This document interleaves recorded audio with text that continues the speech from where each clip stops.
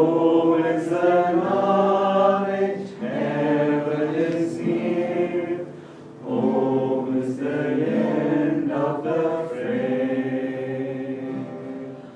Home is my heart's land, home's where I am.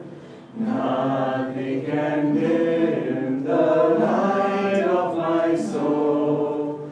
Home is forever, home is today. Home's the heart that is whole. Often I dream that life is a play, laughter forever and skies never gray. But when I'm silent, free from all care, I discover my home's everywhere. Home is a green hill, home is a wind, blowing betrayal far, far away. Home is a knowledge, heaven is near. Home is the end of the fray.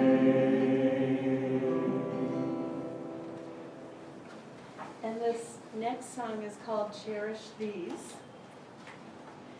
Is there anywhere on earth perfect freedom, sorrow's dearth, selfless friendship, blameless birth? Cherish these, naught else has worth. Is there anywhere on earth perfect freedom, sorrow's dearth, selfless friendship, blameless birth? Cherish these, naught else has worth.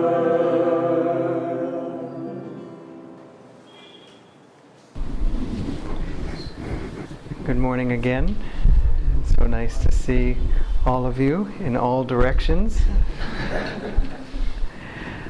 We are concluding our celebration of Swami Kriyananda's life dedicated throughout this month of April with this fourth and last chapter, an installment on the story of his life. And I wanted to express again that it is certainly beneficial to study Swamiji's life, to study the founding of Ananda, to understand the origins of where all this came from in a sort of educational, cultural way. Certainly it's helpful in that way to know. That's one of the reasons why we, within our different communities, tell stories. It's also a way of bringing us all closer together with a common history and so on. But still, there's a much deeper purpose than that. And of course, the reason why we dedicated April to the story of Swamiji's life and celebrating it is because April 21st was the day that he left his body 1 year ago. And so this is the first year celebration of his life, the first year commemoration of that passing, that freedom. Master told him, Yogananda told him, when Swamiji asked him, when will I find God? Master said, at the end of life. He said, but don't think about it. And I think the reason why he said don't think about it is that Swamiji had so much to do in this life. And Swamiji himself said, if I were just in bliss, in samadhi all the time, it would be difficult for me to do all these outward things. Because why? Because you realize it's all God's dream, and it's everyone's already free inside. They just have to increase their knowing of it, and so let's just meditate. But much needed to be done in this world outwardly to establish Master's work and to draw more people to it, like you and me. And thank God Swamiji did do all of these things. But even more than that, even more than studying the life of a great soul, not just a servant of Master, but a soul who became free, that in itself is worthwhile of study. Why? In that it inspires us to make the same journey. In that it shows us that it's possible.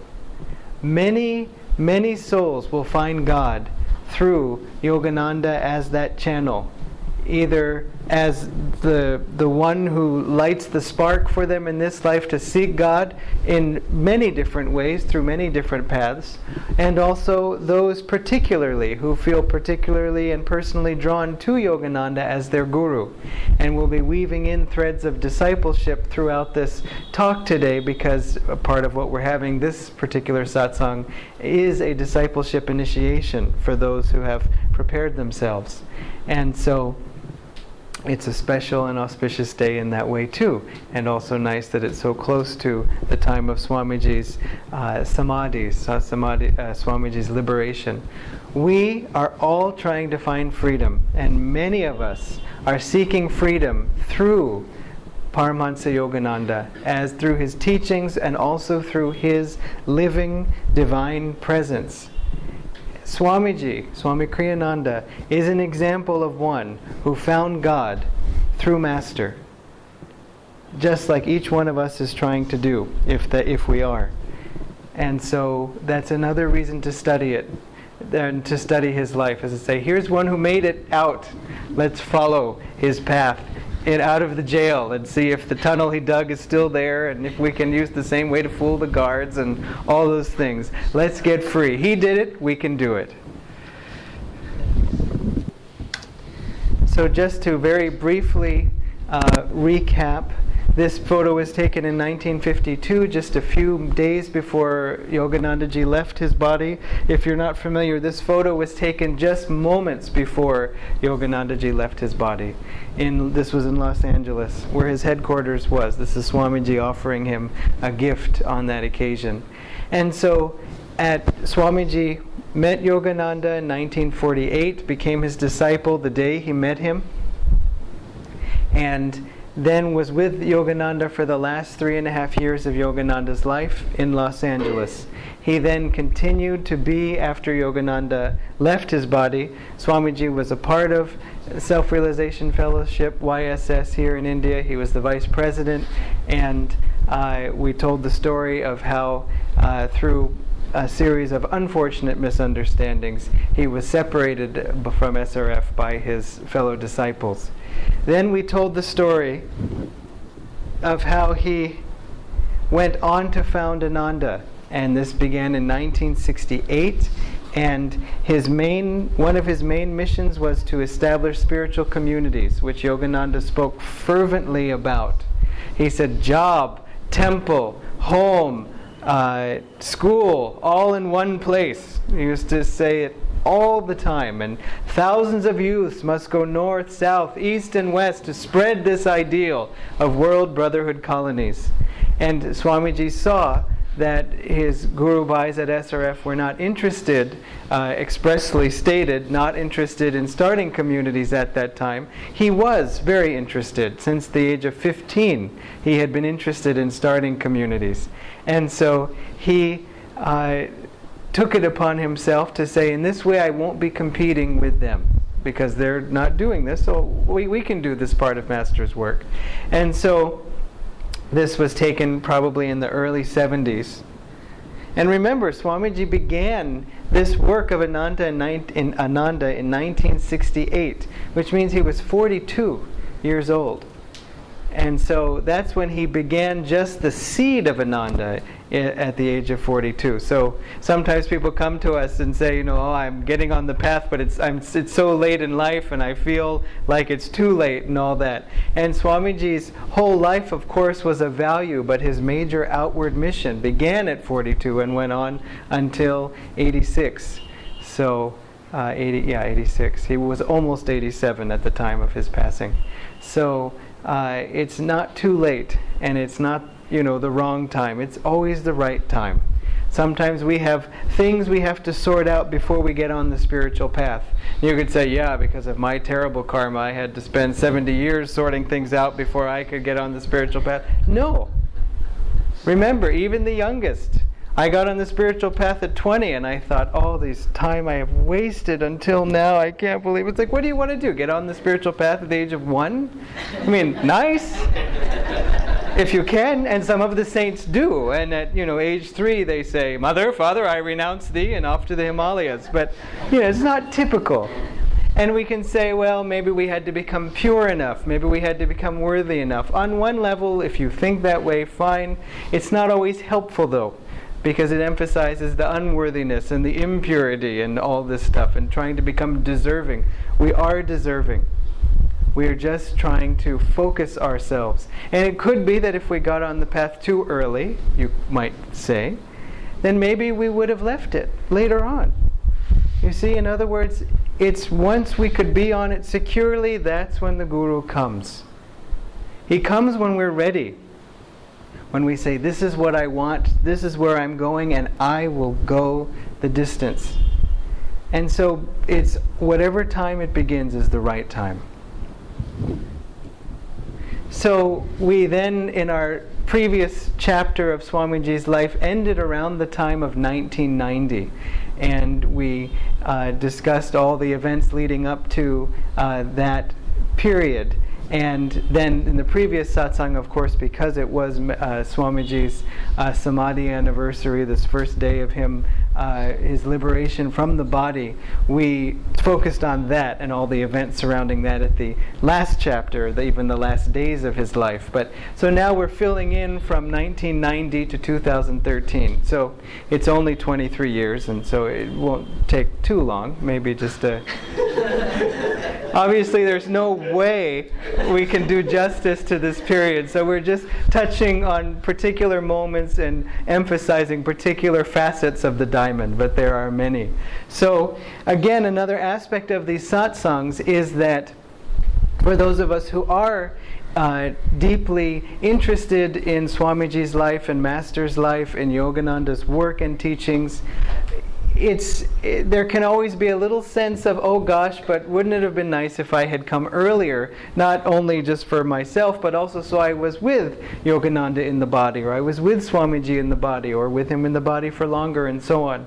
So one of the things we're also doing in these satsangs is playing these little video clips of Swamiji throughout the years, so that if we can't go back in time, at least we can go back to the video and then say, well, I remember he looked like that, his voice sounded like that, he was sitting there, he was dressed like that, he had a beard, he didn't have a beard, and so on.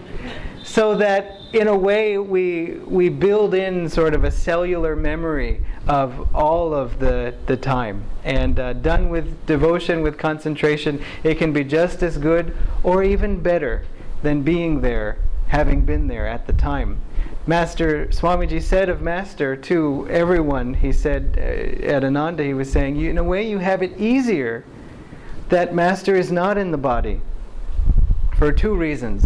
One is, he said, just looking at those who came to Master in his lifetime, he said they came and generally went. His example, his power was too challenging for most people, because it showed them how far they had to go. It was very intense. I don't mean it wasn't loving, it wasn't joyful, it wasn't free and all that. But some people, many felt, I don't know if I really want to do this. And so he said the other advantage you have in coming later is that you know that you have to tune into him inside. And when he was there in the body walking around and, coughing and people just... trying to, figure out now, is he just a man? Swamiji himself writes in The New Path, at first I conceived of my Guru as an extremely wise man. In other words, that was sort of the highest attainment he could visualize, or he did visualize for Master. And one of those times when he was holding that thought, Master stopped him at one point and looked at him deeply in the eyes and said, if you knew my consciousness. And in time, Swamiji came to feel and experience that when he was with Yogananda, he was with a living expression of God himself.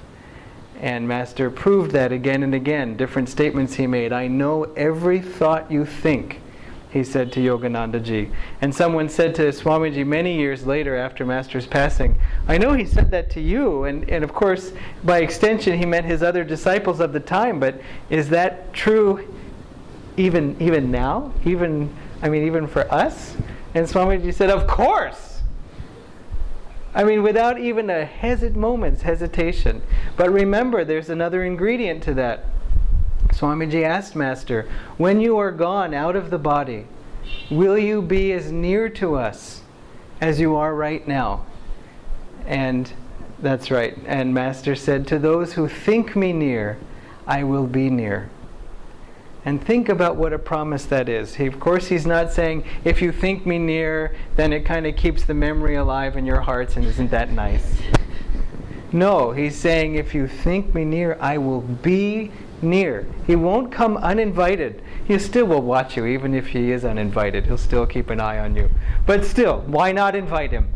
Why not have him much, much closer? If you think me near, I will be near. I am near. I am here. So that's all we have to do. I mean, there's more we have to do, but in other words, that's all we have to do to bring him near. So I wanted to play just a short clip of Swamiji in about 1996, just to orient you, and then I'll explain what happened during this time period. Remember, the greater the will, the greater the flow of energy.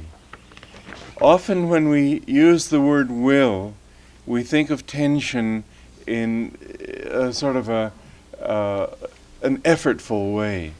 And so I often like to use the word willingness. The greater the willingness, the greater the flow of energy. Because will, Master defined will as desire plus energy directed toward fulfillment. In other words, it's something you should want to do. When a Master performs a miracle, he doesn't do like that person you see channeling, is it Lazarus? Like that. He just, it happens so naturally, you just wonder, well, what happened? Did it really happen? It seems so normal. And it's because when you will a thing truly, you're not working against yourself. Your whole energy goes in that direction. In that way, do these exercises with willingness, with the desire that your body be filled with energy. I've always loved an expression Master used in his lessons. He said, when you wake up, give your body a breakfast of energy. A breakfast of energy. Just inhale, tense the body, exhale and relax before you even get out of bed. So let's begin.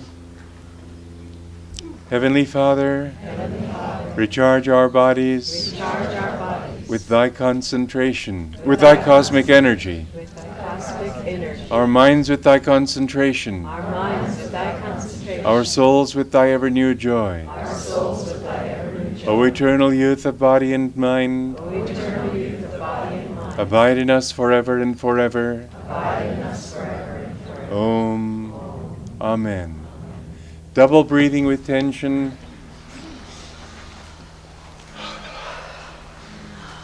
Keep the arms straight.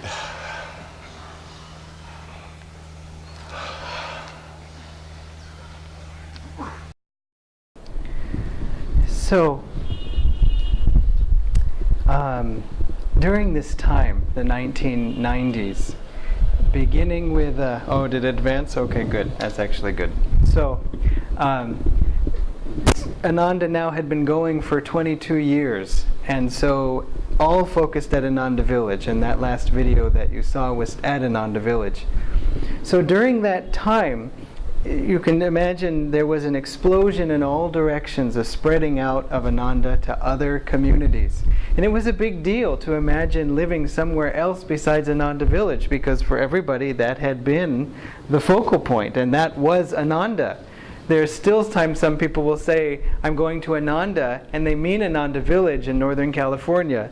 And so it's taken a while for that that word, Ananda, doesn't even mean one place anymore. It doesn't even mean a community, because now our second largest community by numbers is the online community. It's called the virtual community. It's literally a thing you can subscribe to, and so, but that many hundreds of members or whatever is just, soon it will be the largest community. And what does it mean? Because they don't all live in the same physical place.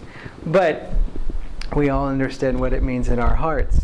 So, beginning with Sacramento in California and Palo Alto, which is in Silicon Valley, and other places I'm going to show you a little bit. All of these colonies, they were called, and communities began around 1990, almost all simultaneously, just within a few years of each other. They started because there was a meditation group, then there was that after years became a center, like we have here. Then after years that became maybe a community house or an ashram house, or people living nearby to the main center, and then eventually purchase of land in a community and so on. And so it was spreading Ananda and also bringing Ananda into more urban areas. Not everyone could leave everything and move to the country and just be there. They had families, they had jobs, or they just sort of liked being in the city. And so it was a nice way to live in the community and yet also fulfill these other obligations. So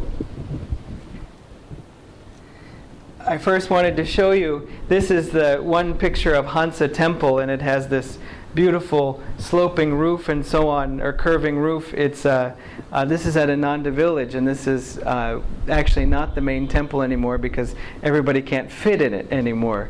But I wanted to point this out because everything you see now when you visit the communities, I mean, the communities themselves, I said, were founded 22 years into Ananda's existence, and now they are already 24 years old. I mean, the communities are already that well established. So it's important to remember the origins. When you see the finished product, it's something to love and to cherish and benefit from, but don't forget that it began one day with a single piece of wood and a single nail and a single hammer and all these things. So see the seeds in everything. And so, did you tell the story of the roof? I didn't tell the story of the roof. There, you see this curved roof like this. It's curved like that. Swamiji said we should have for our publications building, because that's what this was before it was a temple, was where all the books were published. He said we should have this sweeping roof. And so the carpenters didn't know how to build such a roof, but they were building everything else as much as they could of the building. And so then they got to the roof and they saw the design and they just said, well, we don't know what to do. So they basically put down their tools. This was after months, and as you can imagine, it's nice for a building to have a roof, just, generally with wind and rain and all these things. And so they just, at that moment when they just said, well, this is as far as we can go, a car pulled up and a guy stepped out. He had driven there for about 9 hours from Southern California. He said, I heard about your community and, I see you're building this. Is there anything I can do to help? And they said, well, we're actually done except for this roof that has this curved design that we don't know how to do. He said, either a hyperbolic paraboloid or a parabolic hyperboloid. Exactly. Which one is it? What she said. Yeah, I think it's hyperbolic. I don't remember which one it is, but it was unique. Because you can imagine, building a curved roof like that, where does its strength come from? How does it not just say, I'll continue the curve and collapse? And so when they pointed this out to him, he said, I'm probably the only man in America who knows how to build this way. Because I worked it was either Switzerland or Germany or and they had this particular kind of thing. And what you do is you make all these little struts, basically, that all kind of fit together and add strength, and then also allow that curve to happen. And so it was one of the many miracles that happened during the founding of Ananda. Swamiji pointed people in a direction, and then at the right time, the right help was there. And so This is the Expanding Light Retreat, which is on the same property, which is known to many of you if you saw the Finding Happiness film. And if you haven't, it should be opening here in Chennai next week, so then you can. But a lot of the action takes place here at the EL, as we call it, the Expanding Light. But again, remember the origins. It all started just way back then. And I say this too because when we brought we, meaning Ananda, the second group of Indian pilgrims over to America, the first group just said, wow, and loved it. The second group saw Ananda Village and said, oh my God. They said, we could never do this. And so then we said, you're seeing it 40 years into the story. Go back 40 years ago, and there's basically, as you saw in that picture of Swamiji doing that fire ceremony in this middle of the forest. That's all it was back then. That's how it begins. But still, it was hard for them. Then they went to the urban communities, which are only 25 years old, and was an existing apartment complex that people all moved into, and they said, okay, this we can relate to as possible. So, this is the inside of Hansa Temple. This picture is out of order, but just to show you the inside of the temple there. And these are the murtis that are here. Of course, they're larger, and the masters and so on. So for many, many years, this was the main temple. Still, we have many events there, but not the Sunday gathering like this. And this temple in particular is where Swamiji did most of the ceremonies and services and talks and everything at Ananda Village. It's a very blessed place. I hope you get to go. So, this was in the Ananda Palo Alto. This is their temple. And you might say, gosh, it's funny. Why did they build it to look like a Catholic church? Well, they didn't build it to look like a Catholic church. They bought a Catholic church. And we were one of the three bidders on the church, and we had the lowest amount of money offering of the three, but we were the only ones that were going to keep it as a temple, and the other two were going to level it and build a big bazaar or something like that there. I came to Palo Alto before we bought the church. At the time we were in a office building on the second floor. And so we walked in and they had refurbished the whole place. You walked in, that was the boutique and the main entrance area. Then you could go off to one side and there were a couple classrooms. The other side opened into a temple. So my first many years at Ananda were in an office building. But it was really a nice space. And then when we bought this, we all took the pictures from the altar, and it was less than a mile. It was only a few blocks, and we chanted Jai Guru down the street as we walked into there. Now you can imagine Silicon Valley, a bunch of strange people singing Jai Guru, Jai Guru. So that's what we did, and put the masters there, and then. What was nice about that place, because there's two things you can do. One, you can buy a space that's already created. The other, you create the space. So we were lucky in that place. It already had the basics. So all we had to do was vacuum. And then, because it had carpet, because it was the U.S. And then we just put the pictures up and we were ready. So it was a very nice beginning, and then over the years they gave it a beautiful altar and they refurbished the whole place. You have that took a number of years to get it to look like that, and so they created that center altar that looks similar to the one that you just saw at the Expanding Light.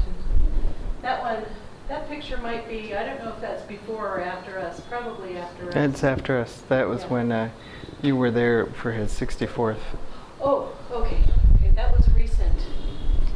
One clue is if Swamiji's in blue, then it's recent. It means 2009 to 2013. Memories. This, by the way, of course, is not the audience all standing on stage with Swami, but the choir. It's just the choir. So it gives you a sense of, over time, how, people gather. And so it's always that way. Again, this is after 25 years. But remember also that even though it's a large group, each one is a soul seeking God. Each one is unique. Each one is special. Each one is also, in general, known to everyone else, just like we're getting to know everyone here. So it isn't, oh, look at the membership roster and isn't it fantastic how long it is now. It's just about each heart seeking God that way. In Palo Alto, you know, Dharmaraja mentioned the two different types of places. So you've got the village where it is solely, built for the purpose of the spiritual community, and about 250 people live there who are initiated into Kriya Yoga. And so they're all living there. In Palo Alto, what they did, and at the village, just so your mind can visualize it, some people have houses, individual houses. Some people have apartments. Some have townhouses. So there's all sorts of different living space opportunities depending on your income.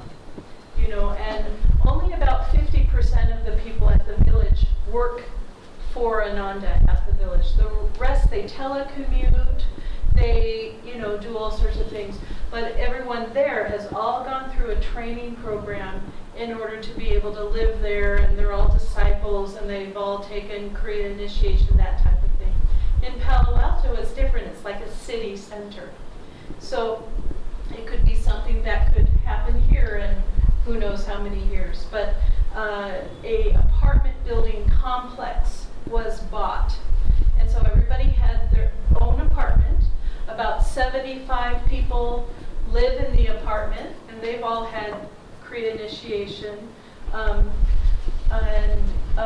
So then they also have a group space that has a temple space where people can meditate together in the mornings and the evenings.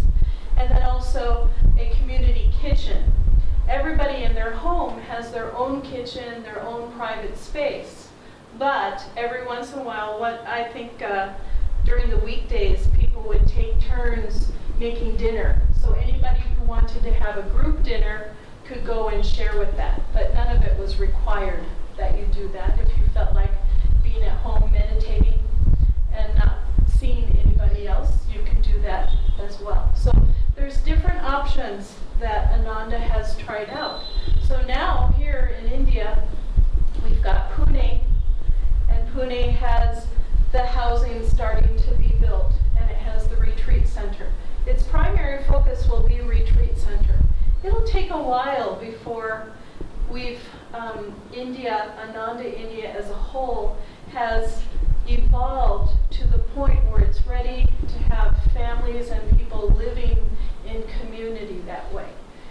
This center's next step, which who knows how long that will be, will probably to get some kind of a commercial space where, we can, or for instance in Delhi, what they've done is they've got a house, a large house, and it uses a lot of the rooms for different teaching classrooms, a yoga room, all that type. But it has the community center also. Huh? It has the community center. In Delhi? Yeah. Oh, Delhi. Yeah. Sorry. I'm sorry. Okay. And then the acharyas live up above. And so that's one option as well. And then in Gurgaon, they have a whole separate place where the acharyas are living, and then they've got a separate commercial space that they turned into a multi-classroom place. And so anyway, there's all sorts of different options. Whatever we end up doing in Chennai, we will evolve to that. It will happen naturally and organically. And again, it all comes from the right energy and also the relationships of everyone with each other and with the path and so on. And it all comes at the right time. She alluded to Ananda Village. Some people telecommute there, meaning of course they use the internet to do their work. But at Ananda, you may think that, in in America there's internet everywhere and every baby is born with a cell phone and a laptop and all these things. But in the mountains where Ananda Village is, I mean, there was no internet besides, a modem, a slow modem, phone line, dial-up. And if you even remember dial-up. Not Rajesh. And so, no, he's heard about it though. I don't know. Have you heard of He what saw a it's- picture of someone with a phonograph also checking their email. So it was another, just like the building of the roof of the temple, it was a similar thing. Everyone was struggling through this. Of course, one dial-up connection was enough for the whole community at the beginning, and people would take turns, and the website went up and all that. But then, quickly, people just, all these phone lines, all these things, just too slow. But what are we going to do? You can't just ask one of these companies, Comcast, AT&T, whatever, can you just come and give us DSL? They wouldn't. So a man joined Ananda, then decided to move to the community. In order to move there, though, he had to telecommute to his company in Santa Barbara in Southern California, which made DSL modems and all these things. And so he said, why don't we be a pilot project, he said to his company, of why don't we start to build DSL for small communities, and I have the perfect test case. And so he brought this DSL in the middle of nowhere again, right into the mountains, right at the right time. And then right when everyone was getting, this was more recently, just going, oh my God, everyone's clogging the network, we just don't have enough bandwidth, AT&T announced we're laying fiber optic cable just, going past your property, and if you want to have it. This incredibly remote area, we happen to be laying laser cable down. So it's just Divine Mother, going, you want to put fiber optic, and the guy, let's put it there. And, so again, we may think like demographics and statistics and averaging and forecasting, God is doing the real forecasting. So just to continue another example, this is now going to Seattle. This is in Washington State, and if California is here on the west coast of America, so Washington State is above. And so in Seattle, this is That's the... where we'll be on Tuesday with my mother. Seattle. Tuesday, I was in Seattle. It was Tuesday that I was reacting to, yeah. Wow, that's Nalaniki. That's day after tomorrow. Okay. And so this is the temple there. And this is called the Temple of Light, and it's a design that Swamiji created. And this is what an Ananda temple looks like now. So as Dharmini was saying, if you build a temple, then this is what we build.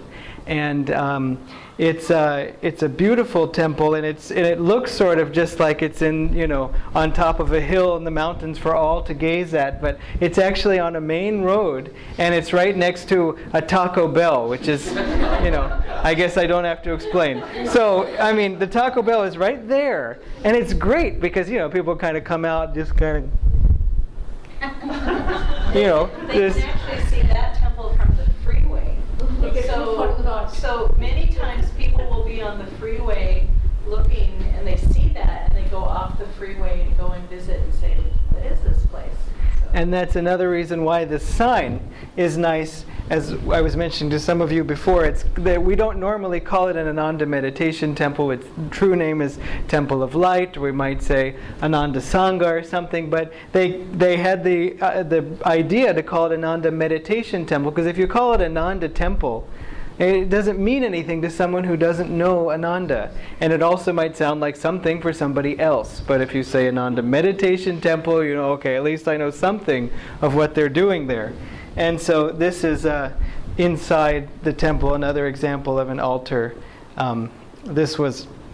You may see, this is the big blow-up picture of the biography, Paramhansa Yogananda biography. This was taken just a few minutes before Swamiji came in and sat down and gave his last talk there in Seattle.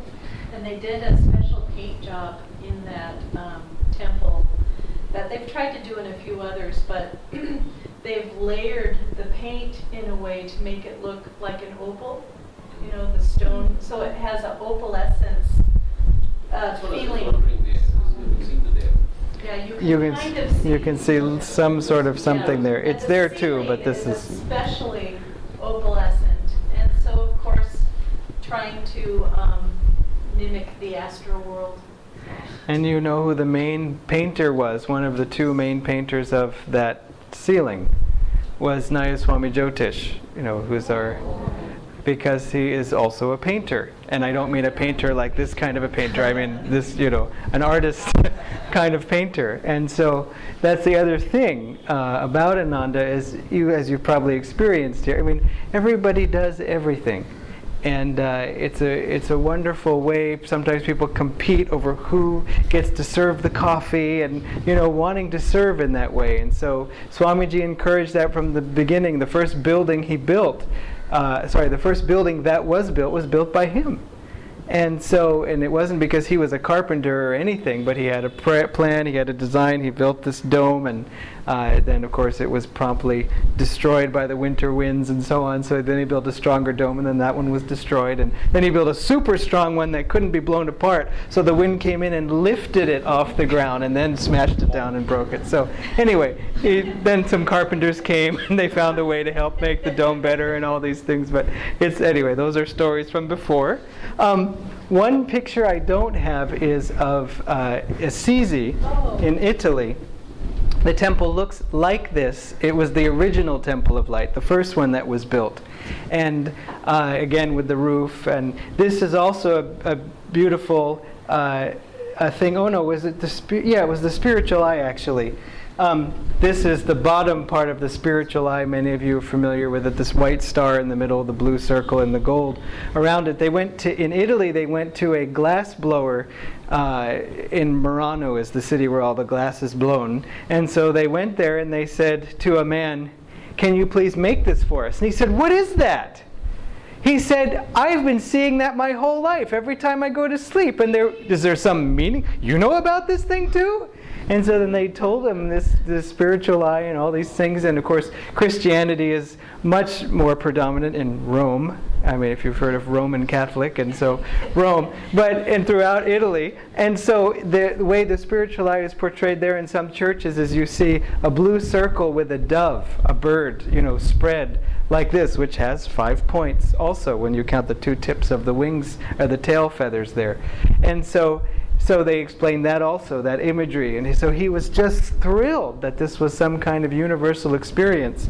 And I should mention also, leaping ahead, again it's Seattle, but pretend it's Italy.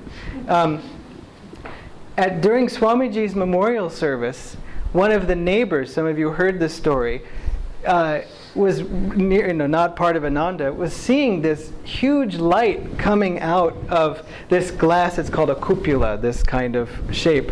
And he thought they must be, having some laser show or something like that. And, who knows these people? They're nice enough, but, And so he said to someone later, "What were you doing with all those lights?" And they said, "What do you mean?" They said, "That beam, that spotlight that you were shining out of the temple, what was it for?" And there was no spotlight.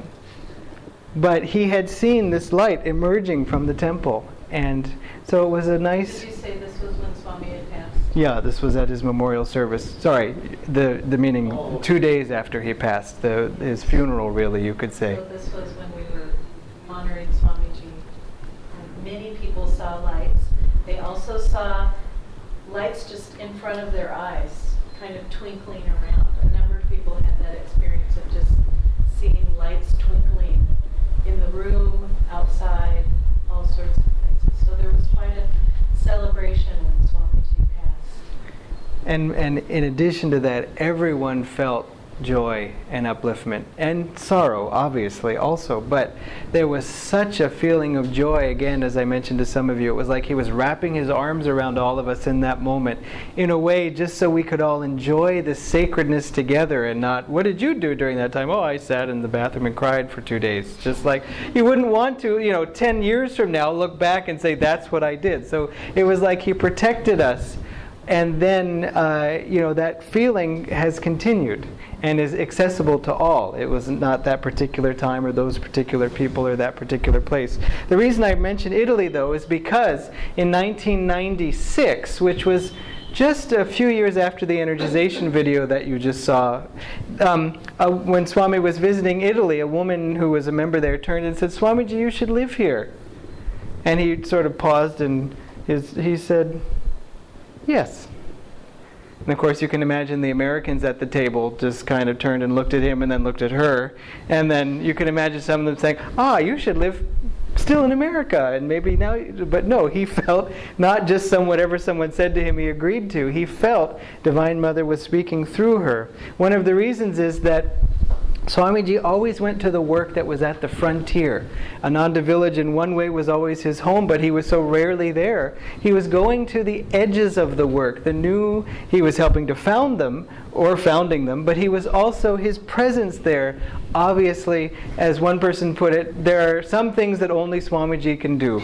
And in that amount of time and with that amount of power. And so he went to Italy, and it really helped draw people, it helped people grow, helped the community grow, and so on. So from 96, but in 1996, Swamiji was in Italy, and that was a big test for Ananda America, because till 96, Swamiji, if he did always live at Ananda Village, but he traveled, but he lived there. He had never left the country. And when he went to Italy in 1996, he did not come back until 2000. So 4 years he didn't even visit America, which again was just so new for everyone. But it was a growth step. It was important time for the village, and it was important time for Italy, obviously. And it helped people also who were far from him tune in. Now we say, well, obviously, we know Swamiji traveled all over the world, lived all over. But you can just imagine if he lived in one place only and was always there and was suddenly gone and did not come back once a year and so on, what a big deal it would have been. So, in Italy, they were thrilled. So keep that in mind, yes. When Swamiji left the village, he sensed an underlying tone that was not correct in the village. He even said this. That there was it wasn't everybody, but there was an attitude that was building that was not good. And it's hard for me to explain. I wasn't living at the village at the time. I was living in Palo Alto. But, when groups of people live together, there can be different waves of attitudes that go through that group. And there's the main attitude that's attuned to the guru, that's attuned to the say yes to life, that's attuned to, wanting to do the best one can do from oneself and wanting to also live in harmony with others. Then there can be other cross currents, people's egos getting in the way. I want to do this, I want to do that. All sorts of things can happen. And there was kind of a wave going through the village that was off at the time. And so, it's one thing when you see your guru walking around and you see him as a man and you just say, well, does he really know business? Or, you kind of nitpick. Or there was not a huge attitude of that, but just a lack of understanding about inner attunement. The people who benefited most from Swamiji's presence were those who could attune inwardly to him. Even when I would touch his feet or do things, he would say, remember, it's not me. And I didn't quite understand fully because, I felt I saw his greatness, but it was only when he left his body that I really understood even more. And so when he left, it sent a shockwave through the village. And those who were already strong in their inner attunement stayed, and some of those who were just there for the purposes of their ego left. And they didn't have anyone to push against anymore, to rebel against, because Swami wasn't there. And so instead, they, what was really happening is not pushing against Swami as the leader. They were pushing against the flow of energy that was actually happening. It's not a physical thing going on here. It's very much an energetic thing. So when he left, shock. So those who were relying on his presence had to really go inward and meditate to connect with him inwardly and connect with Master inwardly. And so, often we would go and visit him in Italy, but really it was about inner attunement. And very often he would say, I answered your letter in your meditation, or I answered your letter already, I think you heard the answer. Those types of things. He was trying to have people attune inwardly to him. And so when he left for those 4 years, he came back after 4 years and said, I'm very pleased to see how the energy is here now. So even like the main place that Ananda was living had to have an attitude adjustment. And so it did. And his presence, meanwhile, helped Ananda Italy, and then also later Ananda India. But it was a very good learning experience going through that. It was difficult having him out of the country, but many of us would write letters to him anyway and stay in contact, and he was always pushing out new books, book. And so we would keep in touch through reading whatever he was writing at the time. He did tons of videos all the time. So there were ways to still learn and feel him. But it was a different time. And this happens. These types of things happen. Just to add one more thought to that, just to also make it a little more clear, Swamiji said of Ananda, we have come together as a community of individuals seeking God. It's another way of, self-realization, fellowship, as Master named his organization. Self-realization is an individual thing. Fellowship is doing with other people. And so in a way, these things are kind of at odds with each other. If you unite them and balance them, you gain the strength of both. And both are needed. But the same thing, a community of souls seeking God. And the off attitude was, we are a community, period, without so much the God. Or maybe, yes, but not just Yogananda, but I'd like to have some other gurus on the altar, please. Or, this kind of thing. This is our community and we have a right to do it this way. And it's not our community, it's not Swamiji's community, it's Yogananda's community. And he would say it's God's community. In other words, clarifying that central focus. Yes, it is about community living and growing your own food, and not only, you can also buy some, but all these things, but these external things were not the purpose of what Ananda came for. And Swamiji did say when he came back, I'm glad to see the direction you've gone and I'm very pleased. But he also said, if you had gone the other way, I wouldn't have come back. And why? Because out of punishment, out of anger, out of, I'll fix them? Obviously, no. Because he wouldn't be interested. He wasn't interested in community living for community living's sake. It was living for God through Master and having that focus. Why through Master? Just because sometimes people say, no, we can get everybody together and they can all have different faiths. I was with a Swami who was telling him, I really want to have an ecumenical community where everybody, doesn't matter who their guru is, they all come together. And Swamiji said, look, it's where you live. And so suppose you're, we follow this path, so we believe in reincarnation, and then someone comes along who's living in the community who doesn't believe in reincarnation and is against reincarnation. You don't want to have to debate about reincarnation in your kitchen. You just kind of want to be able to let your hair down and all just have that commonality. There are other reasons too, but that was one reason for it. You can meet many people and have lots of fruitful discussions and respect. But when you're home, it's helpful for you to be able to be relaxed and also focused and undiluted in a way. And I don't mean diluted meaning because of pure and impure. I just mean focus, a commonality of focus that way. So, in Italy, it's thrilling for the Italians, but miserable for anybody who was, first of all, not there, but also anyone who didn't speak Italian. Because as you saw last week, Swamiji became fluent in Italian. I think I mentioned it, but I'll mention it again. He became fluent because he was guiding a meditation in Italy with a translator, and he said, and now feel the peace. And the translator said, Stende della pace!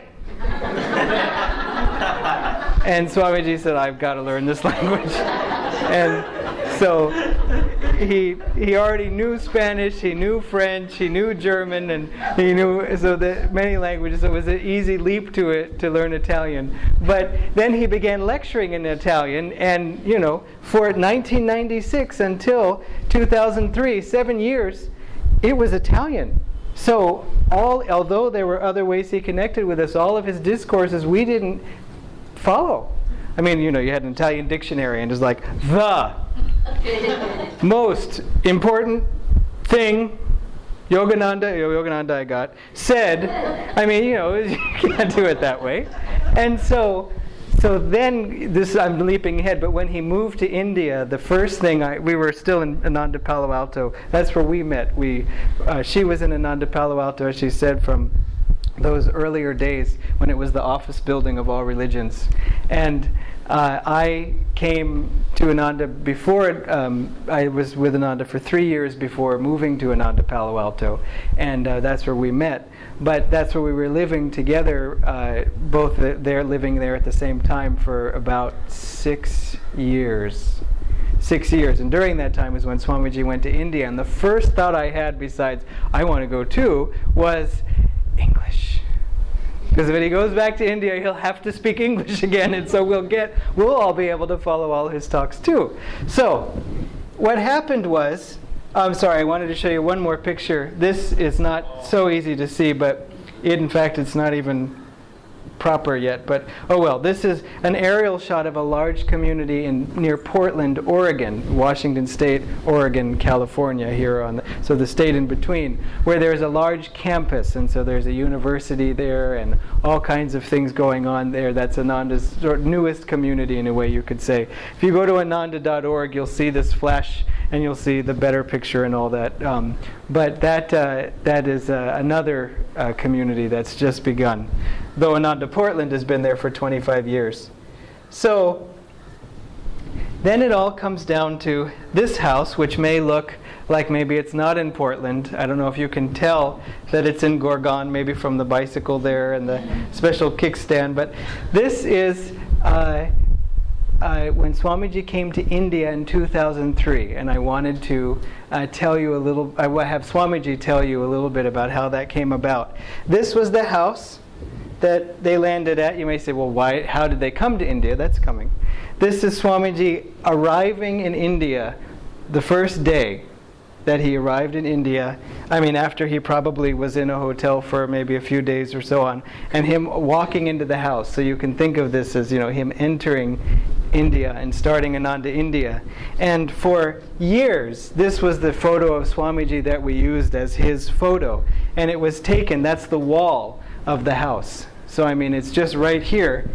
He was standing basically right around the corner there when this photo was taken. And in fact, Jyotish took this photo and then said, Swamiji, when I take this next photo, send energy into the camera. And as only Swamiji could say to Jyotish, he said, what do you think I'm doing? And okay, and took that photo. And so this is this photo that, again, for years was Swamiji's photo that we use. Now, of course, we have this one and others like that. But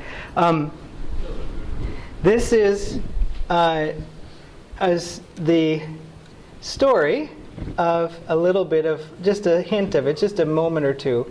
And I wanted to add, this is Swamiji in that house about 2 weeks, maybe 1 week after that photo was taken. So his first week in India, someone had the foresight to bring a video camera along.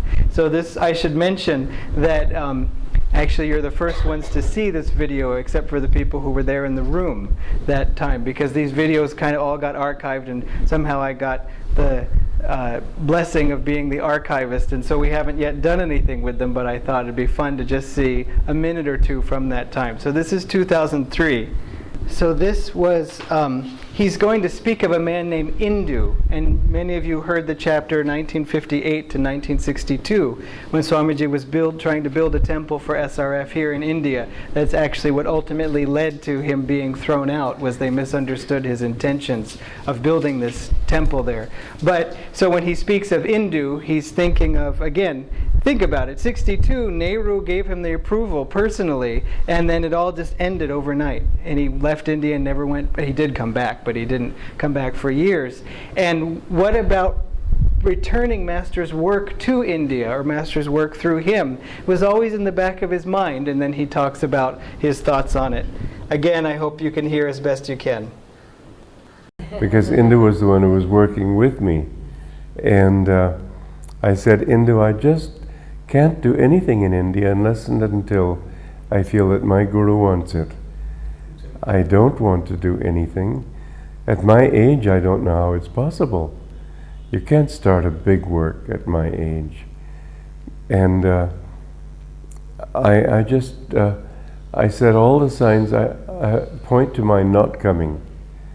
And then it was an amazing thing, because when I was writing this book, I suddenly realized, this is my life work, I finished it. He means Conversations with And I thought Yogananda. by the end of November, the book would be finished. I didn't know what to do then. Whatever Master wanted, did he want me to go into seclusion? Well, there's one other book I could write, yes, but most books I don't feel any guidance to write. That was part 2 of Promise of Immortality. And so I didn't feel anything like that until your letter came. So just to explain what that was about your letter, there was a man there, an American, who had written a letter to Swamiji. He was living in India, and I'm not going to go into the full story now, but press me for details later if you want to. But he essentially said, I feel that Master's work could use more energy in India. My wife and I have been here, associated with YSS for a long time, but more energy is needed for various reasons. And they were actually in charge of the publication department, or at least the book designs at that time. And Swamiji, when he saw the books, when he visited India on vacation, he said, look at these books, they're beautiful, everything's going fine. And then he found out that these people were the ones behind the design of the books. And so he felt a real connection with them. And they said, could you please come and do something in India? And Swamiji felt, because there was pleading with him, and he felt just like that Italian who said you should come to Italy. So 7 years later he got this letter from India saying, can you please come to India? And he just felt yes. And so he goes on to say the next moment after this that it was less than a month ago. In other words, in 3 weeks he went from Italy to India. And now you can imagine the Italians, just like Swamiji says, bye, and just left on to start the next work. They were still used to being the new work, and they were, but he went on to India. And so he settled in Gurgaon. And so in that there's a lot to say, but because there's no time, I wanted to just give you one more example of a talk that Swamiji gave. This is in Delhi at the India Habitat Center, if any of you, no, not the Habitat Center, the IIC. I don't even remember what that stands for. International something. Yes, India International Center. This was a large event that was put on. I don't know, it embarrassed Darmini, but she was the main organizer of the event. That's how she remembers what it all was. And this was just an excerpt of a speech. He was launching the book Hope for a Better World, and this was after his return. He had been in America for almost a year, or been away from India for almost a year because of his health, after having been there for so many years. This was in 2008. And also he had just moved to Pune. So in other words, he was going back to move to Pune, and so him being in Delhi was a precious thing because he had been there all the time, and now he was just there for a moment. Mr. Karthikayan, who is sitting there, many of you of course know, had just finished introducing Swamiji, and so then he gives a little speech. This was broadcast on TV, this particular speech of his, of which we'll see just a minute. Sri Karthikayan, I'm very grateful for what you said. I have to admit to a certain lack of embarrassment because I couldn't understand most of it. I'm hard of hearing. This is the problem with becoming old. I give everybody the same advice, but nobody listens to me. I say, don't get old. As you've heard, I came to my Guru Paramahansa Yogananda in 1948. And I was a very rational and somewhat intellectually arrogant young American. I don't say typical because I wasn't typical, but in my arrogance I think perhaps I was. And yet I always, even as a child, understood the fallacy of reason. That until you can understand something with your heart, you have not really understood it. And I used to enjoy using absolutely preposterous reasoning to prove things that I knew were false. But when I read Autobiography of a Yogi, it was an amazing experience for me. It didn't match my intellectual understanding of life. It was a completely different take on things. I couldn't really believe everything that he said. And yet my heart was so convinced that I took the next bus across the country, and the first words I addressed to him were, "I want to be your disciple." That was over 60 years ago, and I've never changed my mind since. This is in a sense, the subject of this book, which makes it clear that Western rationalism is not adequate for understanding life. We must understand life with our hearts. And this is something that India has abundantly. So that brings us to the close of Swamiji's new works and everything, right? Isn't someone going to argue with me? Chennai enge. What about Ananda Chennai? I mean, there's no harm in being particular. So let me just show you a little bit more.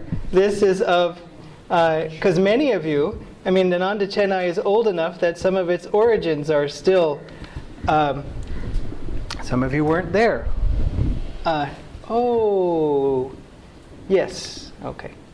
So Swamiji came to Chennai and many of you know the story and I won't tell it again here, but he came to Chennai in 2013, January 20th was his talk. And so January 19th, he met at a particular place, which many of you have been to, Asha Nivas, and gave a tea. And had many people gather who had been taking classes and said, "Do you have any questions?" And this was something he'd never really done before. Normally you would have the tea after the big lecture, after people had been exposed. But he came to also get a feel for the place by asking people, what questions do you have, and so on.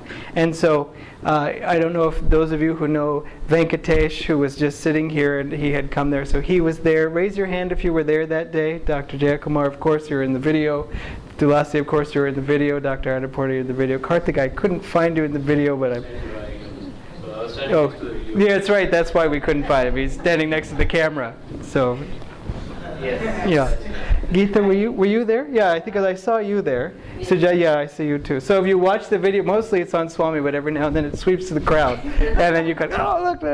So of course in this net you're about to see Jaya sitting on one side and Dhyana on the other side. See if you can recognize anybody. But this is just a sweet answer to a question someone asked there. Yes.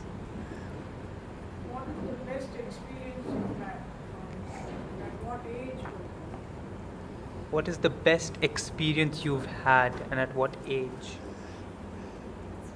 Well, at different ages I had different kinds of experiences. So, I think my favorite experience when I was with Yogananda was I was sitting at his feet and he was editing his Gita commentaries. By the way, if you have not read The Essence of the Bhagavad Gita, please get it. It's a great book. Anyway, he was editing that book, and I was sitting there and thinking what a great good fortune it was to be his disciple. And at the end of his work, he had me help him to stand up. He had a little trouble with his knees, and he looked at me very closely, just as closer than Surjo and I or here? And he said, just a bulge of the ocean. And I understood. It wasn't him I was loving, it was God through him. And you must love the Guru also, not as himself, but as the bulge of God, as a bulge of the ocean of God. That to me was a very precious moment. There have been many others, but I remember that he always pointed his when people would bless him, he'd always touch his feet, he'd always go like that, directing that devotion to God. He never accepted devotion for himself. That was a wonderful quality about him. In fact, everything about him was wonderful, because everything expressed God. And I just wanted to add a thought to that in conclusion, although we'll watch a little bit more of something else. But Swamiji was the same way and is the same way. He would never accept devotion towards himself. He would always offer it upward. Tulasi, could you talk to Suresh? Would always offer it upward to God and as a channel for Master. And just as Master said to him, I'm just a bulge of the ocean, essentially. Meaning it's the ocean that you're seeing, it's the ocean that you're drawn to, not this wave. So Swamiji too said, don't look to me. You know, and it's not even me that you're drawn to. And if you read the letter that we sent out in the newsletter this few days ago, Swamiji said, it's not even me people are drawn to, it's their own selves that they see in a way reflected, or they feel that affinity or that kinship. What he has, I want, but in myself. And so he was a pure channel for that. As he tells the story, when he was at SRF, he was at his office, there was a rainstorm and it threw up all this mud, like if you imagine that as a solid window, and so it covered up the window with mud, and he could no longer see the garden outside his window. And so he later went and finally cleaned the window, and then went back to his office, and he looked and said, what a beautiful window. And then he thought, well, he laughed, because he said, it's not the window. It wasn't that the window was beautiful, it was that he couldn't see it anymore. Meaning he could see through it, that's what made it beautiful. And he said that of Master. Master was like that window to infinity. And for us, Swamiji was also that same window. It was what we saw through him. As Dharmini was saying, he said to her, remember, it's not me. It's God, it's Master coming through. I will say something about the beautiful thing of Maya. When you take a screenshot from this video or anything, you say, well, darn it, I mean, there's this big tear in the wallpaper right there. Just like, oh, okay. So I mean, if you have a sort of an eye for detail, your eye goes to that. And I have to confess that when I sent out a photo of this, I did use Photoshop and took a piece of wallpaper and stuck it over the missing wallpaper. But this tear is a great blessing. Because when you go back to Ashanivas, when you go to this Ashoka Hall, this is where we had Jaya and Dhyana, that healing retreat in January, for those of you who went. You can go right to the tear. And then you know Swamiji was right there. And so many of us went and touched that spot. And it's keep it in mind the next time you're at Ashanivas. So this is the first minute of his program at TTK, just right there. And so raise your hand if you were at that. Okay, so about half. See, I'm game. That's the coffee table. That is your coffee table, huh? Yeah. See, Karthik was really smart. They said, we don't have a center, we don't have everything. And Karthik said, I have a coffee table, I have a carpet. Swamiji, please be comfortable on this carpet. And now I'm going to take them back. Thank you very much. So he has these blessed relics at his house now. This was the opening song. They were singing Peace. Please sing Amen with us.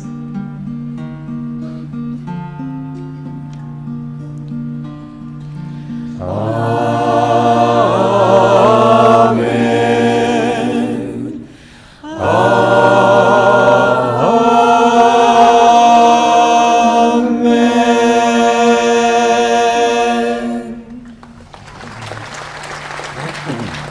Thank you. I was here 50 years ago, in 1960, 52 years ago, it was then called Madras. I was staying in a hotel, and it was the reverse monsoon. I was not able to move anywhere, and I wanted very much to go into seclusion before I returned to Calcutta to resume my duties in the organization there. And at the end of my meditation in the morning, I asked Babaji, please to help me to go, to find some place of seclusion. And I went down to the restaurant and was having my breakfast when a man sitting at the table next to me, he said, I have a house in Kodaikanal. I would like to offer it to you for seclusion. I won't be there for 10 days. So I got my beautiful seclusion. In many wonderful ways, Babaji has guided this work. And through these masters, he is Amar. And his power has gone to all religions and all avatars who come into this world to help.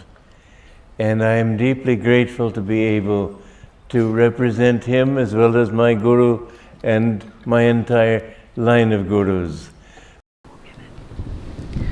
So, we'll now play the very end of the talk for two reasons. One is because it's nice to hear Swamiji actually get a chance to say something for longer than 30 seconds, but also because he speaks on the theme of discipleship, and we're about to have a discipleship initiation.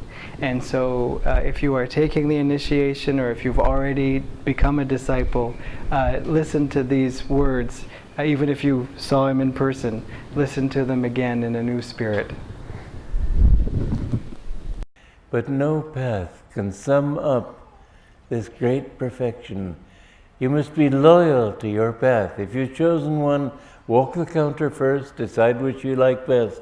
But once you've decided on a path, then be loyal to that. Don't divide your energies, because although truth is one, there are different ways of approaching that truth. So when you find one way, if you go several ways, it's like we have your feet in two boats. If the boats separate, you fall in the middle. You may drown. Be loyal to that path. It's only at the top that you see it's all one. But when you found that guru, then I know when I met my guru, he said, I give you my unconditional love. Will you give me yours? I said, yes. He said, when I met my guru, he said, will you give me your unconditional love? And I said, well, how can I give you my unconditional love if I find you're less than a Christ-like master? He said, I don't want your love, it stinks. Well, that wasn't really what happened, but he told me that because I had that doubt. I had doubt in the past. I've overcome it, but I had it. Then he said, will you give me your unconditional obedience?